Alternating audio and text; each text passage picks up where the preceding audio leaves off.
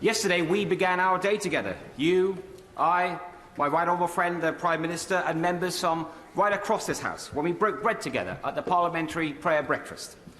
And we listened, all of us, to the words of Reverend Les Isaac, who spoke about the fact that responsibility that comes with leadership, the responsibility to serve the interests of others above your own, and to seek common ground of your party, your community, and above all, your country.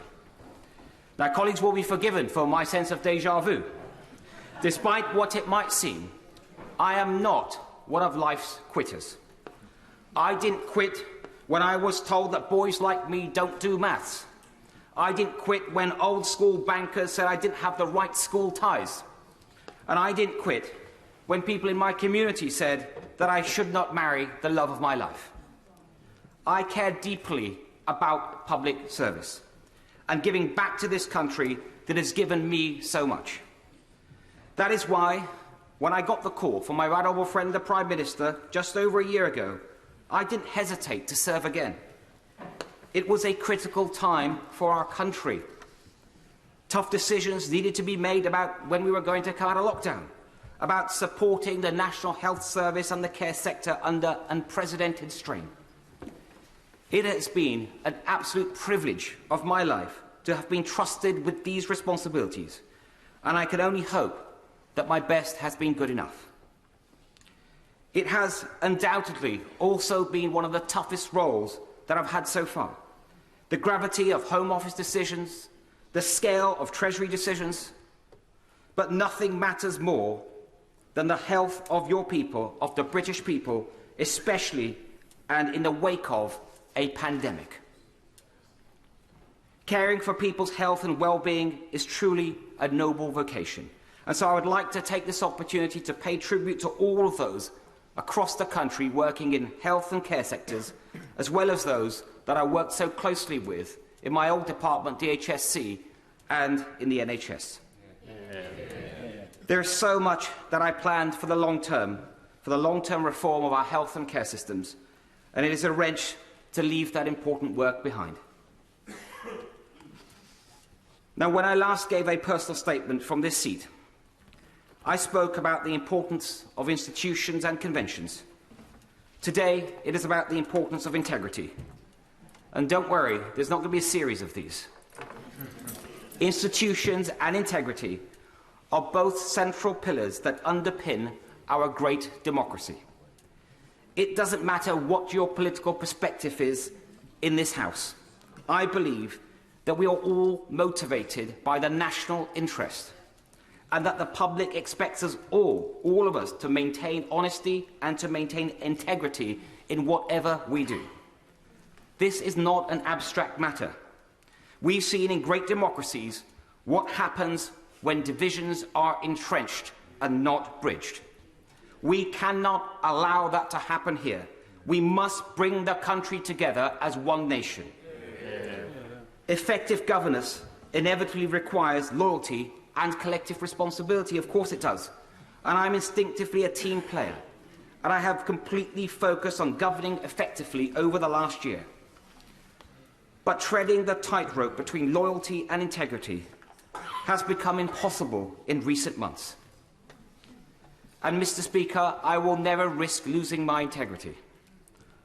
I also believe a team is as good as its team captain, and that a captain is as good as his or her team. So loyalty must go both ways.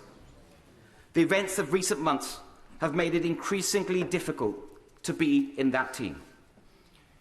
It's not fair on ministerial colleagues to go out every morning defending lines that don't stand up and don't hold up. It's not fair on my parliamentary colleagues who bear the brunt of constituents' dismay in their inboxes and on their doorsteps in recent elections. And it's not fair on Conservative members and voters who rightly expect better standards from the party they supported. When the first stories of parties in Downing Street emerged late last year, I was personally assured at the most senior level by my right honourable friend's then team that, and I quote, There had been no parties in Downing Street and no rules were broken. So I gave the benefit of doubt. And I went on those media rounds to say that I'd had those assurances from the most senior level of the Prime Minister's team. Then we had more stories. We had the Sue Gray report, a new Downing Street team. I continued to give the benefit of the doubt. And now this week again, we have reason to question the truth and integrity of what we've all been told. And at some point, we have to conclude that enough is enough. I believe that point is now.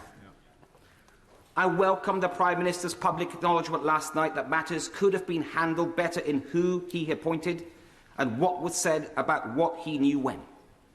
And I appreciated his kind and humble words and his humble spirit when I went to see him yesterday, and also the kind letter that he has sent to me.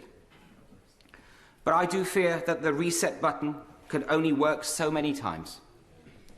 There's only so many times you can turn that machine on and off before you realise that something is fundamentally wrong.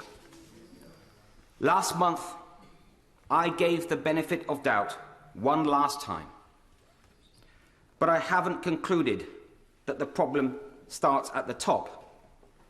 That is not going to change. I have concluded that the problem starts at the top, and I believe that is not going to change. And that means that it is for those of us in a position who have responsibility to make that change. I wish my Cabinet colleagues well, and I can see they have decided to remain in the Cabinet. They will have their own reasons. But it is a choice. I know just how difficult that choice is. But let's be clear. Not doing something is an active decision. I am deeply concerned about how the next generation will see the Conservative Party on our current course. Our reputation, after 12 years in government, depends on regaining the public's trust. This is not just a personal matter. The philosophy and perception of Conservatives depends on it. It is central to the Conservative ideal that we believe in decency, in personal responsibility, and in social justice enabled by conventions and the rule of law. The Conservative mission to extend freedom and prosperity and opportunity is all at risk if we cannot uphold that ideal. And, Mr. Speaker, it is not only the Conservative Party is not the only great institution in need of urgent repair. Like everyone in this House, I have been dismayed by the drip of stories of harassment and worse by members of this House. So I'm also concerned about how the next generation will see this House and the health of our democracy. In recent years, trust in our roles has been undermined through a series of scandals. But the one thing we can control is our own values and behaviours. So it is incumbent on all of us to set high standards for ourselves and to take action when they are not met by others. Mr. Speaker, I'm grateful for the messages of support that I've had from many members of this House and beyond. I got into politics to do something, not to be somebody.